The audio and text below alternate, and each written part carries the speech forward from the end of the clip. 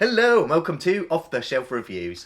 I don't think Americans should make any more remakes. And I'm Gary. And today we're going to review and discuss Pulse, which came out in 2001, written and directed by Kiyoshi Kurosawa, and Pulse, 2006, written by Wes Craven and directed by Jim Sonzero. So, this is going to be a slightly different review where we actually do a comparative of both the films. So, Ian, why don't you start by giving us the synopsis for both Pulse 2001 and Pulse 2006? Well, the plot is very similar with the fact that ghosts have spilled over from the afterlife into our world and have managed to access our telephone lines and our internet communication.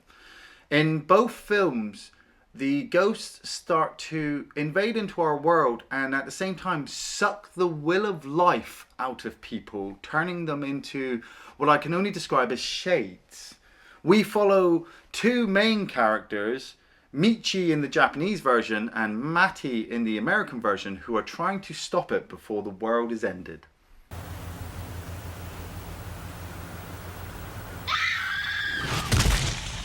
The way that I look at it is that the original Kairo, Pulse movie, follows two separate groups of friends that the strange occurrences are happening to. Yeah, well, I mean, you've got two main characters, haven't you? You've got Rio and you've got Michi. And the film, weirdly enough, keeps the two main characters completely separate. Until past the midway point. Yeah, until midway, and then brings them back. But you follow the story that they're both, this stuff is happening to them outside, and then they start to make the notices and start to go about to try and stop it. Both films start very similar, with there just being one person who is seeing strange things are happening to them, and then they commit suicide. Yeah, I mean, in the Japanese one, we follow Taguchi, who is the first one to access the signal, I suppose. Yeah. But his friends haven't seen him for a week and they're a bit concerned. Where in the American one, we follow Josh straight into the library from Ghostbusters, and he starts to come across weird things happening to him.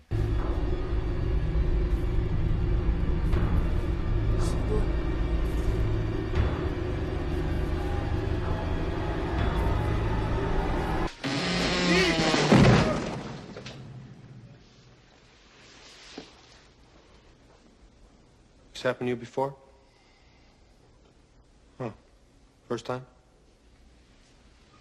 Well, I mean, what else are you gonna say when you're in a dark library with books flying off the shelf? You're like, well, I'm in the Ghostbusters library. Well, it's gotta be. and it's not long before a ghost just jumps out on him. Well, like I said, in the Japanese one, we never really saw it properly, but we kind of assumed that they stole the positivity, your warmth from you. I always saw them as like soul suckers, because they leave them devoid of life, of the moment, of any sort of spark to live. But we didn't see it in the Japanese version, which made it a bit more acceptable because you didn't know what happened. You didn't need to see it. You didn't need to see it. In the American one, we got this shitty ass fucking special effect where their face comes out into the ghost, and I don't know, it gets eaten. I didn't think the effect was too bad. It wasn't awful. No, it wasn't good. Yeah. The thing that gets me, and like I said, we're on a comparison with this one, is I watched the original 2001 Kairo first because to me it's the superior movie. I watched it back in the day, maybe 2002. I just come off the back of watching Ring for the first time on Channel 4 at like 12:30 at night. That was a big mistake. It scared the crap out of me. But it gave me this new lease on horror movies. I was like, I need to see more Japanese horror movies. So, I went and watched The Grudge. I went and watched Dark Water. I think I saw The Tale of Two Sisters at that time as well. And I was like, oh my God, these films are really good. But I'm not liking the whole curse factor behind it, that this person has died and they're trying to get revenge on everybody. That's why the American remake of Pulse was cancelled at one point. Yeah. Where Bob Weinstein... Oh, God. Not Harvey, even though both the Weinsteins are producers for this film. Yeah. Bob Weinstein looked at this and went, this looks like The Grudge. What's different? Cancel. And he cancelled and shut down production of the film. But this was only the second. This was the second time that the Pulse American remake was shut down, because originally Wes Craven was signed to write and direct this film. And I think after he looked what he had written, and he looked maybe at the original film, just went, why am I remaking a Japanese film? And he cleaned his hands and walked away from the project. Yeah. And so the film was cancelled again, before somebody else just went, no, we can do this on the cheap. Wes, I'm going to take your script and change a few bits. And then the Pulse remake finally did come out. Yeah, but like I said, I watched Kairo first. And Me too. when I went in to watch the American version, I realised initially what my problem with the film was. And it's because the original Japanese version doesn't play like a horror movie. No. It doesn't have your typical cliche stuff. Like we said, the first scene in the American version is Josh seeing weird shit and going into a dark library basement. Well, I mean, could he have not just wandered off into a dark forest without telling any of his friends where he was going and telling them, I'll see you later? You know, because that's basically what you're doing. The Japanese one doesn't play like a horror movie, and I think that's what makes the movies a lot more superior, is because you don't realise it's fucking terrifyingly scary until you're already into it. And you're like, well, I'm too far in now, I've got to stay. In the American one, you start and you go, well, this is a horror movie. Well, yeah, I mean, it was aimed at teens. I mean, it's a PG horror movie aimed at teens, and, you know, PG horror movies, like, why do we need them? Yeah, but it's the fact that, like I said, we're trying to keep it as a comparison, but I'm trying to keep my rage in, because they just rehashed a lot of the sequences from the Japanese version. Yeah, oh yeah. And didn't even try and put their most original spin on it. They just literally just updated it 5 years later, which, to be honest, if you'd waited 30 years, then you could have come back. Yeah. But 5 years, you're just trying to cash in on a success of something. And then what you're trying to do is remake it in your own image by using the imagery that has already been given to you. And then going, yeah, look at this great film that we've made. Well, they do change the story for Pulse in the American remake. In the original Kairo movie, there is no real explanation as to where these spirit entities have come from. They just start in Japan and it spreads globally. Yeah, well, we have that theory, don't we, from that guy towards about 3/4 of the way through the film, where he explains that maybe, you know, heaven, where the ghosts are, only has a finite space, and it's been filled up by all the deaths in the world, and they've eked into our world. And it works really well because it's edited with that room. Yeah. You know, and you get this shot of this room, you get this eerie feeling about it, the room starts to darken, something weird's going in there, and then this worker comes along, sees it, doesn't like what he sees inside it, seals it up with red tape.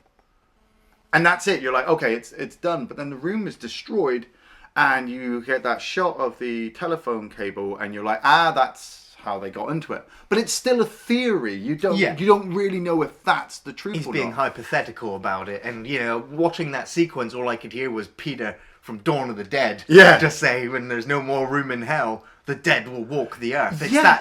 that, you know, idea, Yeah. essentially. But then in the American one, In the American remake, we find out that there was a highly intelligent computer hacker who had basically stumbled or hacked somebody else's computer and found that they were storing viruses. And he downloaded that virus, which turned out to be the pulse signal, which spread from his apartment globally, killing everyone like these ghosts do that you were showing you. And so it's like, okay, so this was somebody actually got access to this. Yeah, And through the film, eventually you find out that Josh is the one that unleashed it. But he also eventually wrote a piece of software that he leaves on a USB stick attached underneath his computer or inside his computer shell, which might stop the pulse signal. Now, with that all being set up, it just opens up a whole canvas of what the fuck was the point in this, and this. Why did Josh go to the library? because he wanted to meet the guy who he got the virus from, but Yeah. he's already got the antivirus and he already knows where this guy is. Why did he have to go meet me at the library, even though this other guy's never even spoken to him?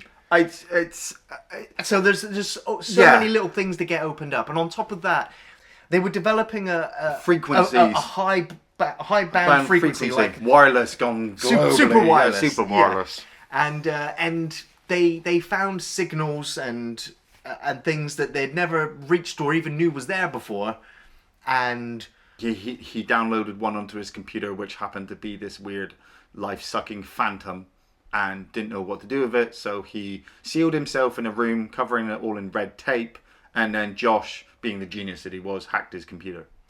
So the characters in the American remake are then trying to basically, they've got their MacGuffin. They need to take this antivirus. They need to go to the supercomputer.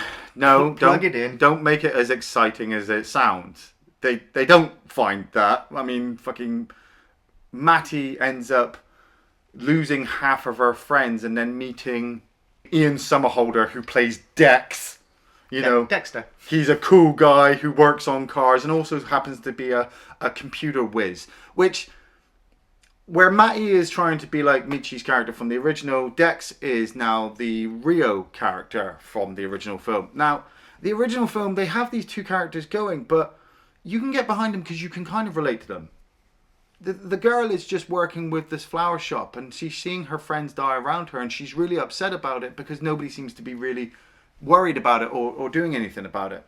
Rio, this is 2001. I mean, I don't really remember 2001 that much, but our internet wasn't that great at that point. He's still learning how to use a computer, which I thought is absolutely brilliant, seeing how old it was back then. Nowadays, it's all just hit a button and boom, you're online. Now, back then, it's sign this, click that, do this. Yeah. In the American one, it's like Dex is just the bomb. He can just whip a computer together with fucking a toenail and a paper clip and, oh look, he fucking turns on that goddamn computer, right? Mm-hmm. And we see the do you want to meet a ghost video footage, which we'd seen in the original one and was done a hell of a lot better.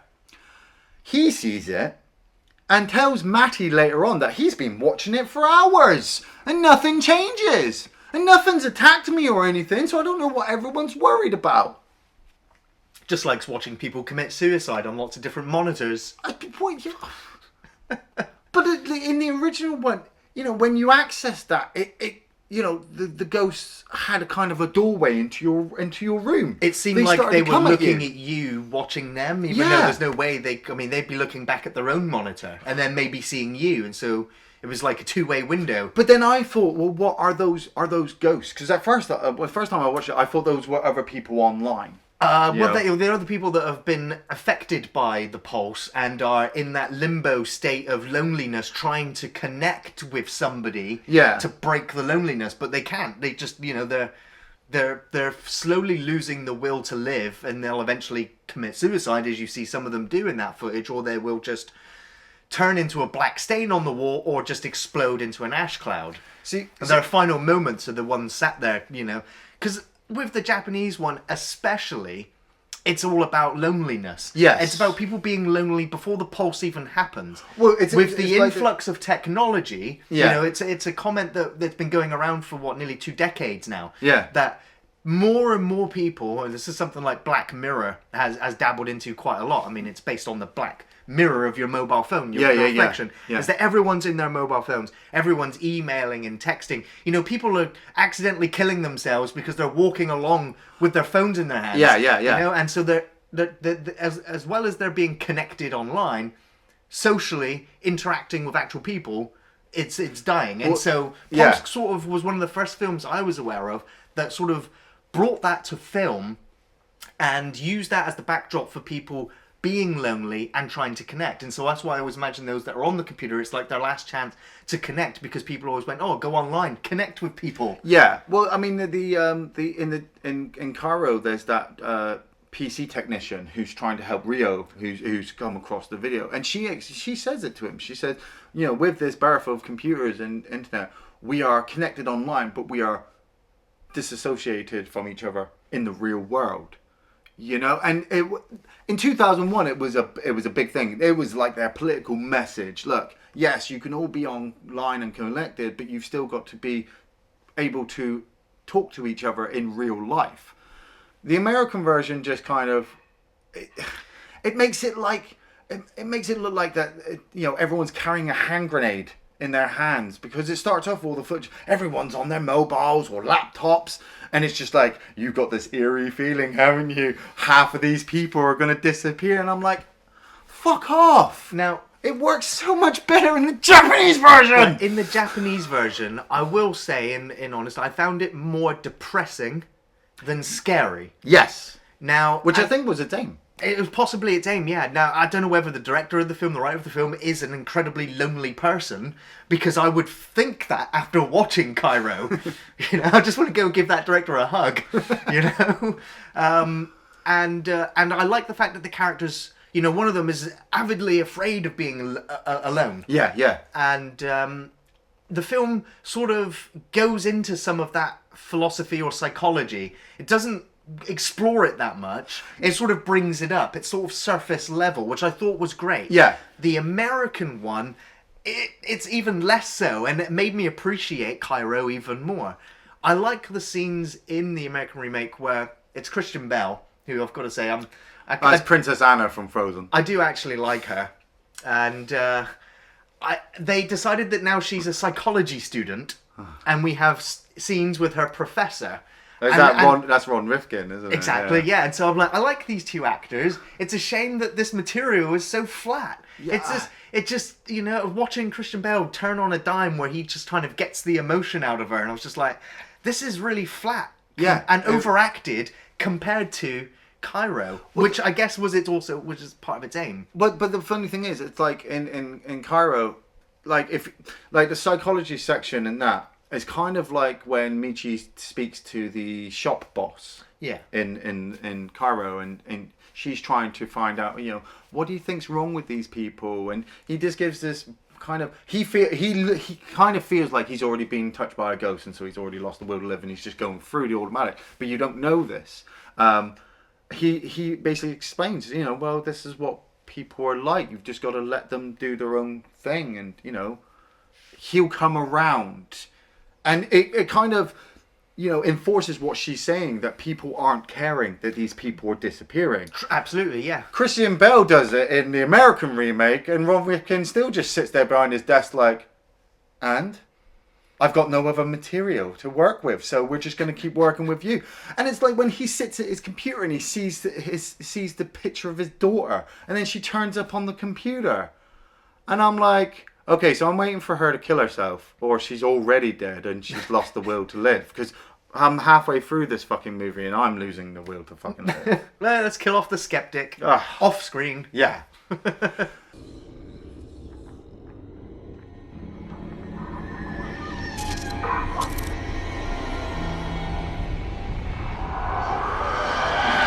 The deaths in both films, I mean, the 2006 one just turns them all up to 11. There's a particularly good scary moment in Kairo where the guy goes to the other guy's house. Yeah, I think it's Yabe. Yabe goes to Tagushi's house. Yes, yeah, basically to turn the computer off or to see what's going on. Yeah. And the landlady or the ghost or the spirit or whatever it is turns up, and it's,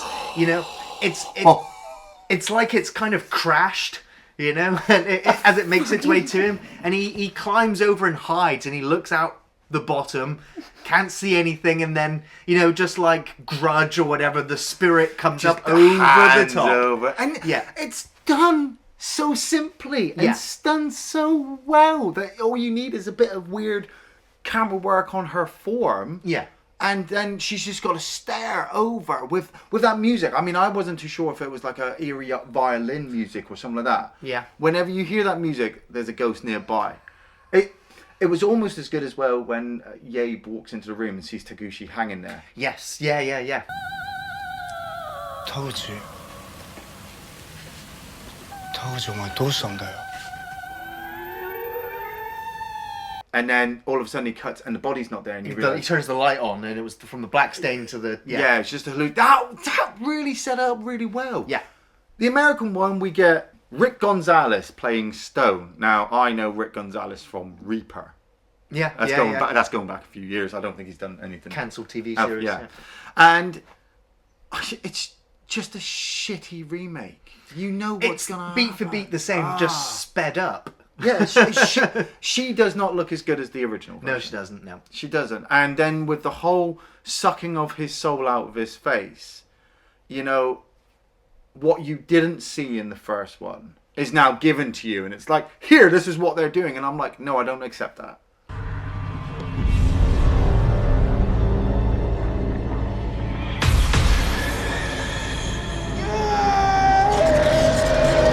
I like the sequence later where Matty calls him and he answers the phone. Yeah. And, you know, just his level of how drained he is, where he can't even answer some of the questions and he just puts the phone down. I was like, that's good. That emulated partly what I liked about Kairo. I also did like the sequence when, after she goes and talks to someone else, and goes, hey, wait a minute, he's acting just like Josh did earlier. I should go and see if he's all right.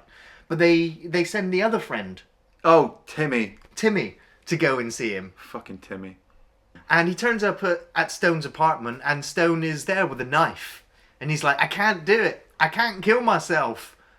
And whatever black marks that are being left on these people's bodies, is it like an infection from the spirits?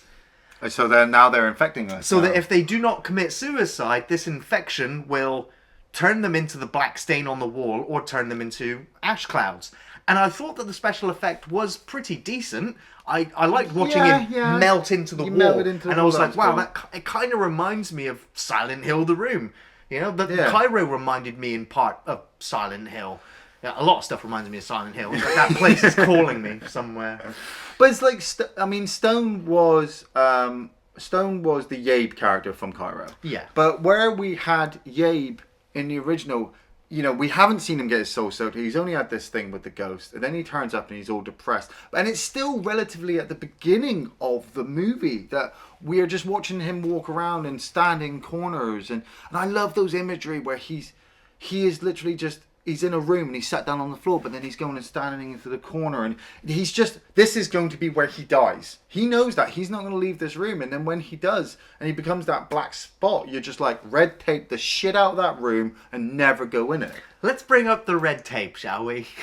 Oh, this is I don't think the writers or the makers of the Pulse remake even watched Kairo. No. Somebody just went, oh, you have to have this scene, and red tape. Now, in the original Kairo, the guy's just like, have you got any tape? He goes up to a construction worker and says, do you have any tape? And the guy just goes, here's some red tape. And he used red tape to seal up his room. And I'm guessing it was something to do with the material of the tape that stopped the electricity sort of getting through it. Well, yeah, I never had that concept. My mind was just they needed something colourful to stand against the backdrop of all the diluted colours. So they give it red, it stands out and gives you that approach. That guy could have given him brown tape, transparent tape. Yeah, but it wouldn't have looked so good on the background of some crappy wall, would it? No. You needed a colour to stand out. So in the backdrop of certain scenes, you were like, "That's a red tape room. Don't go in it." Yeah. Okay. So creatively as a director and gone, the red tape does look good. Yeah. The remake people just went, it has to be red tape. No other type of tape. It's the colour red. Yeah, that keeps them out. That's it. And not just that. Don't just use red tape to seal the room. Use red tape to seal the whole entire fucking windows and no oxygen. Even the peepholes on the door because the ghost won't be able to get in. And don't even forget that the virus has to be called red tape. Have you ever seen Pulse 2 or 3? I have. Pulse 2 stars Jamie Bamber. Who the fuck's Jamie Bamber? Really, I should slap you. He plays Apollo in the remake of Battlestar Galactica, and he's the main star of Pulse 2. And there is a character in that walks around head to toe in red tape. And he walks around ghosts, and the ghosts can't attack him because he's wearing red tape head to toe. And no matter of fact, it's not even red tape, it's just the colour red. Wow. No matter what we say about Pulse 1 and Kairo, don't ever watch Pulse 2 and Pulse 3 unless you really want a lobotomy. I gotta admit, I did wiki both films. You will see ghosts. The third one looked really fucking shit. Because the plot line, on wiki, the plot just ended halfway through like, is she actually going to make it? I'm like, has anybody actually seen the film to tell me the rest? In Pulse 2, you can actually talk to the ghosts and reason with them. Isn't it the guy's girlfriend? Yeah. Who he cheated on. Yeah, I think what's more shocking is that Apollo from Battlestar Galactica was in it. I think that's the more scary. Anyway, regardless of the fucking sequels, in the Japanese Kairo, we've got both Michi and Ryo going about their detective skills, trying to work out what's going on. And, you know, you start to... I really like to see the fact that the population of the film starts to drop dramatically. There are people happy at the beginning in restaurants and walking around the streets and things like that. And then all of a sudden there is just nobody. And I do anywhere. like that. I like the tone. I like horror movies that start off in, you know, normality. Yes. And end in an apocalypse. And that's it. That's what I mean. The Kairo starts like it's just a normal film, and it's not until later on that you realise something scary is going on. Pulse has already started us deep in the dark recesses of the library. So when I get to the sequences with Matty and all of her friends sitting there all high-fiving and stuff, I'm like, you're all fucking dead. You know, I've already seen the 2001 movie, so everyone here that's everyone happy, they're all going to be gone soon. And you're still just walking around like you haven't got a care in the world. I mean...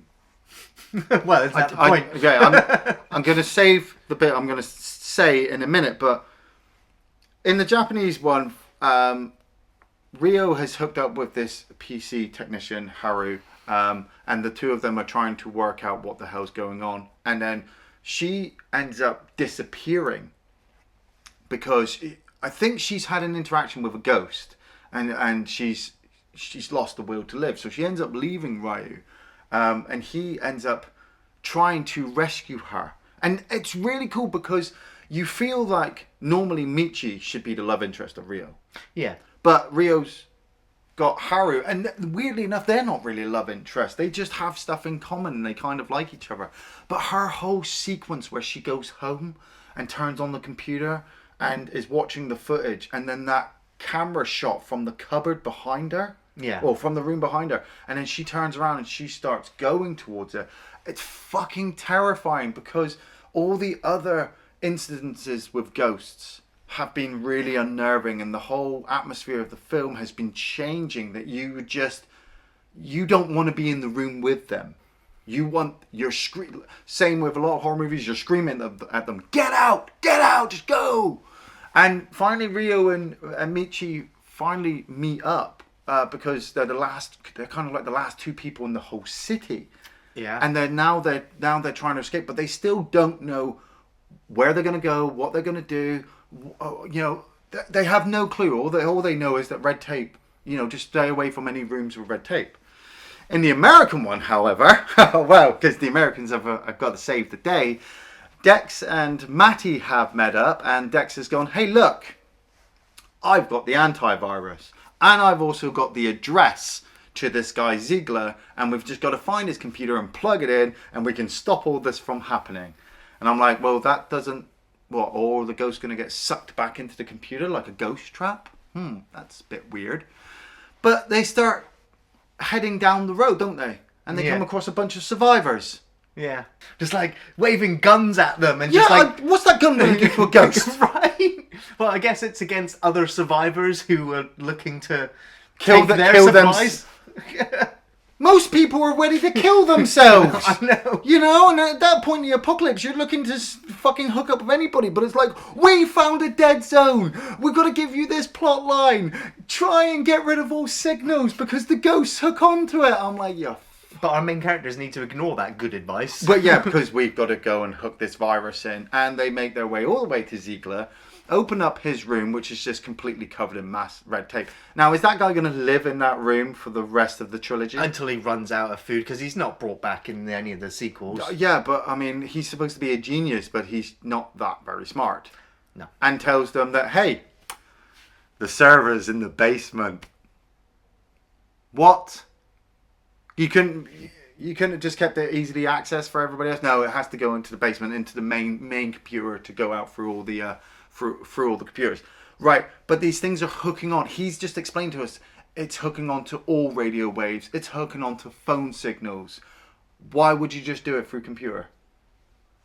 They've already crawled the entire regional network. Everywhere. Cell phones, PDAs. We can't stop them. We have to crash the entire system. How are we supposed to crash the system? This is what Josh was working on. A virus configured to the specs of your system. And what makes it even worse is that they get to that big room and they get surrounded by ghosts. Yeah. Right. So now they've finally, the directors have gone, oh, it's not this one phantom spirit that's leading this charge. It's actually all of the spirits that have been trapped in this purgatory. I'm like... Or all the ones that have just been made, or is there more coming through still? Why are they going after these two people? Well, anyway, Matty and Dexter get separated, and Matty's in the room with the computer, and then the spirit grabs her and starts doing the soul transfusion thing. But don't look at it. If you close your eyes and don't look at it, it can't hurt you.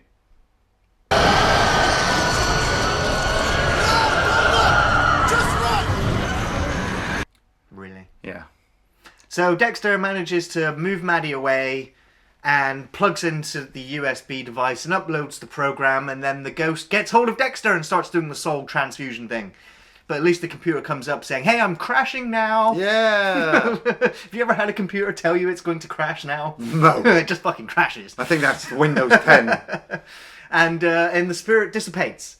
Yeah. But thankfully, the spirits are back in the computer, and it decides, well, I'm going to reboot myself then. And it reboots the computer, and the spirits are coming back out again. And so the whole mission was a failure. What the fuck was the point in that?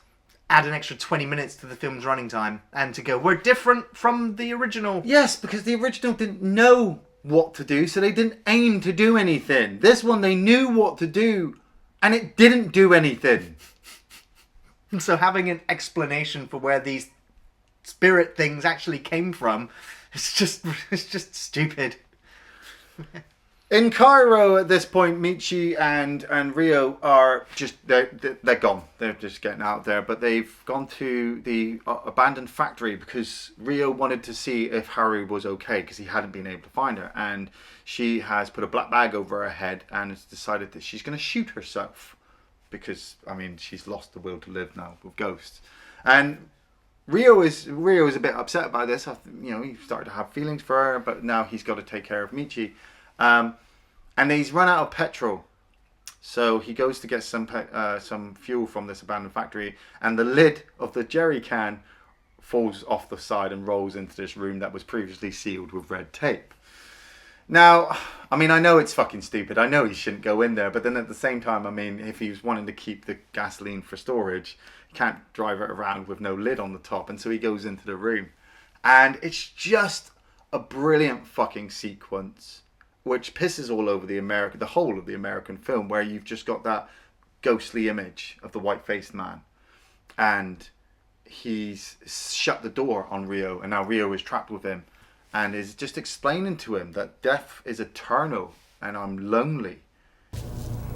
私は幻ではない。 And you're just like, just get out there. And it's the way he moves over to Rio, and then his eyes come into focus. Yeah. You know, and the whole phasiness of his face kind of disappears. And it's just really terrifying because it's just so simply well done. And he gets his life sucked out of him.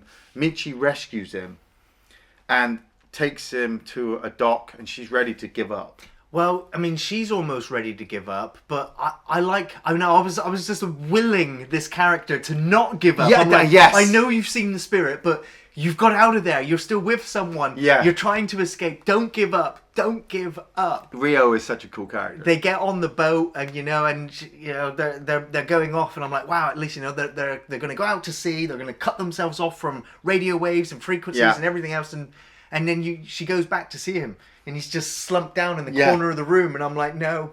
I know it's coming now, and he just gives up and fades away. Just fades. Well, weirdly enough, I was just like, does he fade away then, or has he already faded away? And he's a ghost here. And he's just a ghost. But and like she says, it's still our only friend in the whole world. But I also love the fact that, I mean, the film started with them on the boat, so you didn't know what was happening. It was, so everything you've watched is like a flashback. Now they're on the boat, and you can hear that. The captain's like, look, we're going to probably head to Brazil. We're picking up a few weak signals over there. So you realise that now this is a global thing. It started in Japan. It's now a global thing. It's affecting everything to airplanes. That airplane coming down and crashing was absolutely awesome. The Americans did a shitty version of it.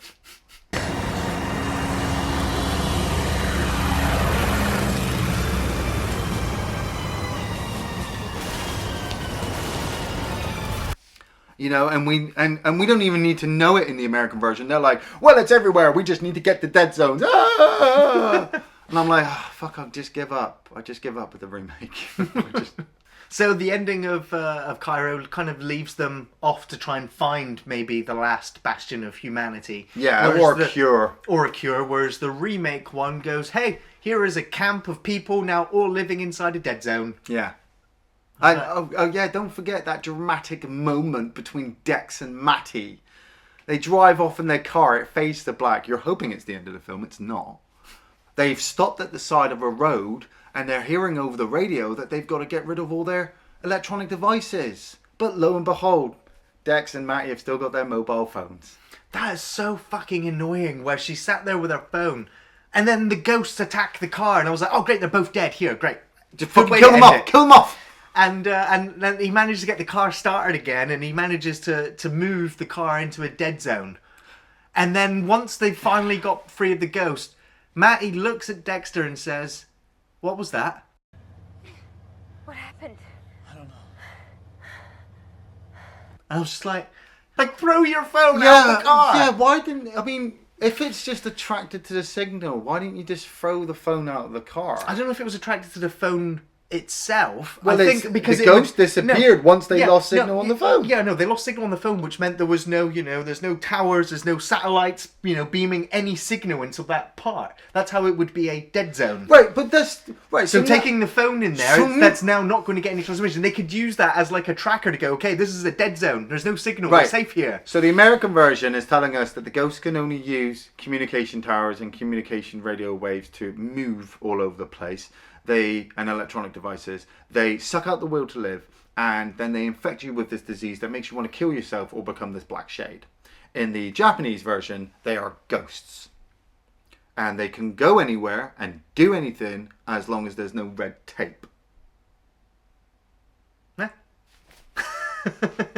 So, favourite scenes, Ian, from the Pulse movies? Well, let me just do the remake quickly because, that's the least I've got here. Favorite scene for the remake was when Brad Dourif turned up in the diner. Just like 10 times better actor in that one sequence. It just elevated the film for me. Apart from the fact they brought it back down again when that goth girl started giving him shit. Yeah. The Japanese version is so much more superior in my opinion. My favorite scenes are mainly the ghost stuff. Because it's just so well filmed and you've already had this uneasiness building up to the sequences, and then when they are in the sequences it just goes out the fucking roof. I mean, like with Yabe, he goes to his mate's apartment at night time. Who the fuck does that? He sees the spirit of his friend hanging on that wall, which is such a great camera shot, and then wanders downstairs and goes into the room with the red tape and sees the ghostly woman. It's just so well done. I love the white-faced ghost. I wasn't too sure about the sequence where I think it's Yunko, the Japanese friend, where she runs into the room and then Michi comes in after her, and you've got the ghost who comes running out holding his hair up like, ooh! The creepy ass phone call where he's saying help me, and is it the part, I think it's Michi who's looking into the wall, and you've got the camera shot on the other side of the wall and it's saying help. You can just hear this voice saying help me.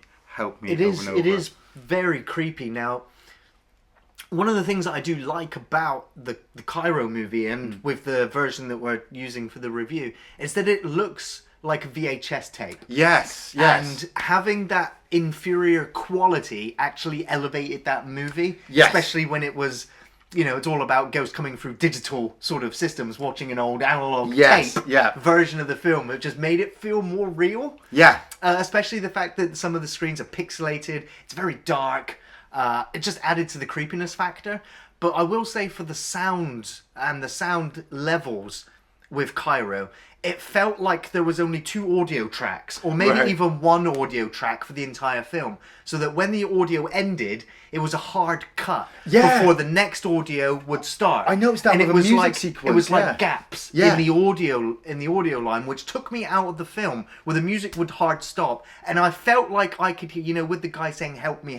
Yeah. It felt like I could hear the gaps in between the file of him saying it, because it was like a click almost at the beginning and Yeah. the end of that Yeah, sound bite Yeah. that kept getting used, and I was like, it's really creepy and I like it, but it just needed to blend in just a little bit better.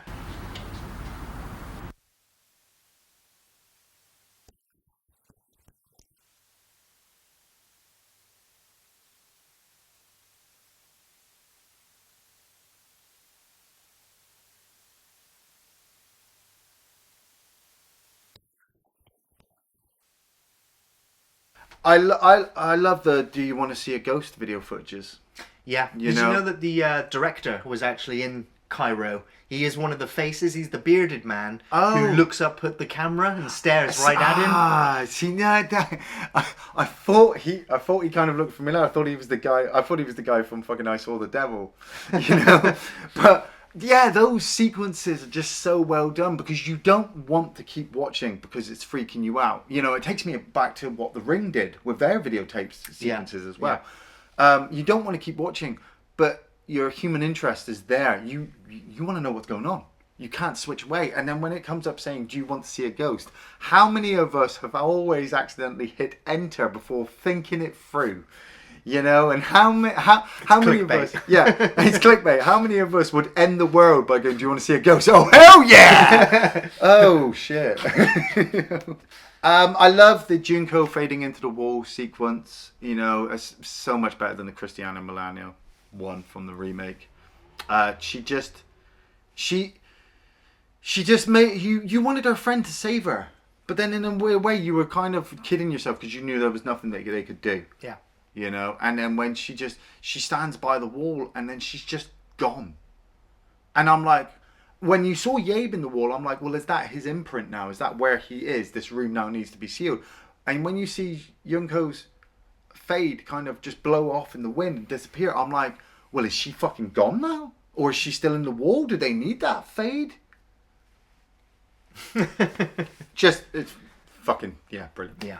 I guess the most memorable, so therefore favourite sequence in Kairo is a sequence when she's just walking down and she's on her phone, and in the background there's a great big tower. Yeah. And at the top, Yeah. you're like, is that somebody? I think there's somebody up there. And then you watch them after a little while climb up to the top and hold themselves before throwing themselves off. And I was just like, I didn't see the cut. I'm like, No. that is very, very well edited sequence where it looks like you can see an actor climb up and jump off and land, Yeah. all in one shot. All in one And I was shot. like, that is very good filmmaking.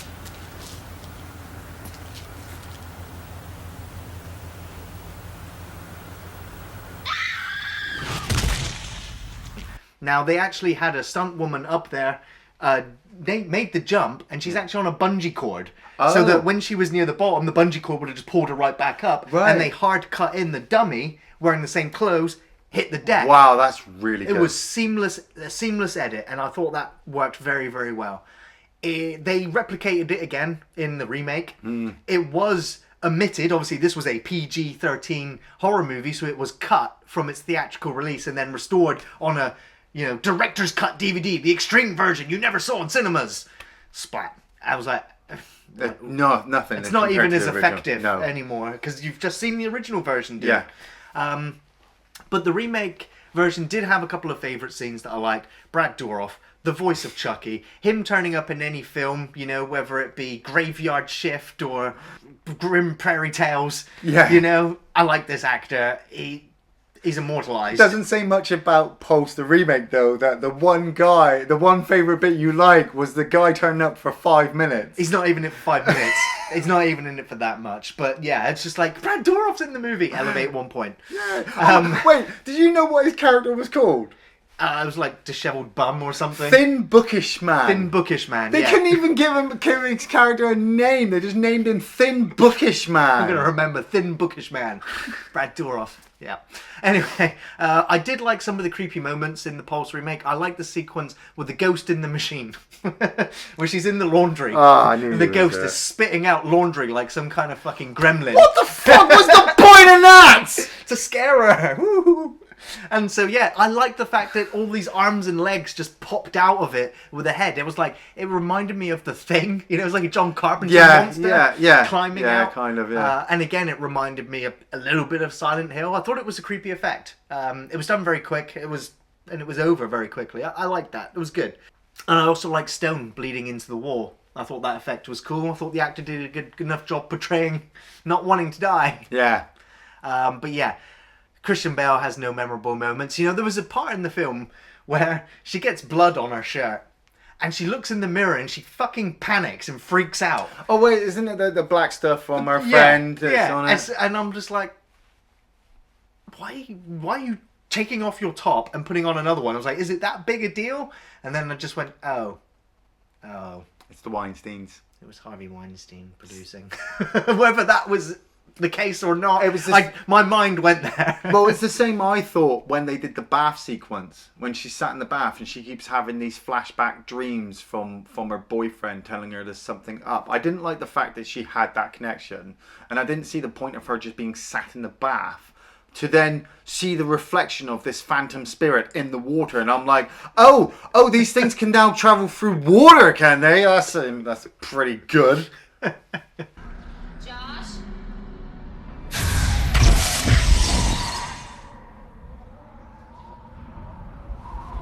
Josh? Something is wrong with me. I fully recommend the original 2001 Pulse movie, or Kairo, whichever way you want to call it. I do not recommend the remake. I first sat down to watch the remake thinking, you know, devil's advocate, I sat there a clean slate like I always do with the films, and I thought to myself, hey, maybe I can find in this movie the reason why they make remakes. I understand that not everybody can watch subtitled movies, not everybody likes foreign films, not everybody likes certain horror aspects, you know, and it's easier for them just to pick up an American remake of a movie and just sit down and watch it and let the teenness wash over them. So I entered into the film with that attitude. No, just fucking no, okay? If you're going to make a Pulse movie, right, if another director sat there saying, hey, I'm going to make a movie based on the Japanese Pulse movie, your own ideas, your own characters, your own aspects. I know they tried to do it with the sequels, but those are shit, okay? Don't make it like a horror movie. That's what makes Kairo so good. It's the same thing with The Ring, same thing with The Grudge, same thing with Battle Royale, same thing with a lot of Japanese movies. You don't know what you're getting into until you're too far into it to come back out again. You know, with Kairo, I sat down and watched that movie. I knew that there was going to be ghosts in it, but the way they showed me these spirits scared the shit out of me, that no other horror movie has even come close to unnerving me like Kairo has since 2001, you know? I watch a lot of horror movies. There are only few aspects that really make me cringe. Kairo, I never want to watch again. I'm done. I'm good. I've seen it twice. It scares the shit out of me. It's a good film. I'm not watching it. Okay, I'm done. I copy that sentiment. I don't ever really want to watch Kairo again either. I watched it when it first came out, and I was spooked by it. I enjoyed the atmosphere. Yeah. I enjoyed the pacing of it. I liked the characters. I liked their interactions. Watching it a second time, I honestly thought that the film was about half hour too long. Yeah. I thought that there was a lot of padding and maybe a few characters' explorations of the events going on that just meandered. And so I honestly found Kairo, for the most part, boring. Then compared to the fucking remake. And then I watched the remake, and the remake I was just like, you know what? This film is about half hour too short. And it's missing all of this extra content which is needed to make all of this make sense. Yeah. At the same time, the acting wasn't very good, the script was lousy, the effects were good, and that was it.